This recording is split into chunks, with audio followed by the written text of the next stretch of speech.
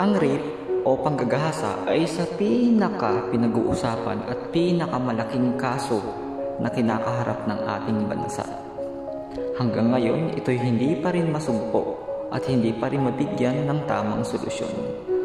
Marahil, maraming mga kababaihan ang todo'y ingat na at binalaan na ng pampubliko na kung saan ang bawat kababaihan ay dapat na mabigyan ng dobling ingat at maging mapagmasid sa kanilang paligid upang maiwasan at makalayo sila sa salitang rape. Pero, gayon pa man, marami pa rin mga kababaihan at nagkakaroon pa rin at patuloy pa rin ang bilang ng kaso ng mga nagagahasa.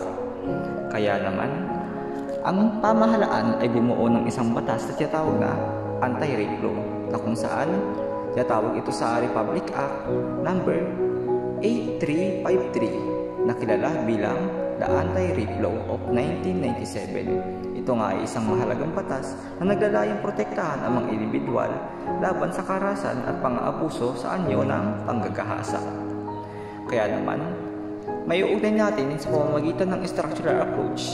Maaari nating suriin kung paano ang Anti-Rape Law ay naglalarawan at nagpapatibay sa kasalukuyang kaayusan ng lipunan.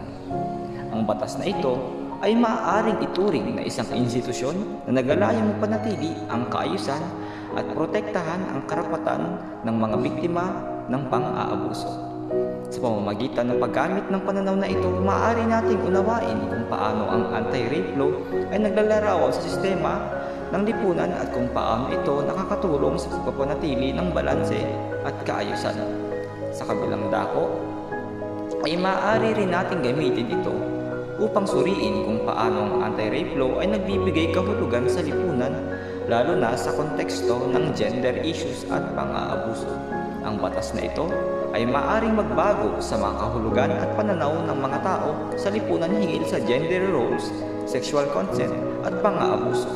Sa pamamagitan ng pananaw na ito, maaari nating pag-aralan kung paano ang Anti-Rape Law ay nakakaapekto sa interaction ng mga tao at sa pagbabago ng kultura, pananong lipunan, hinggil sa pang-aabuso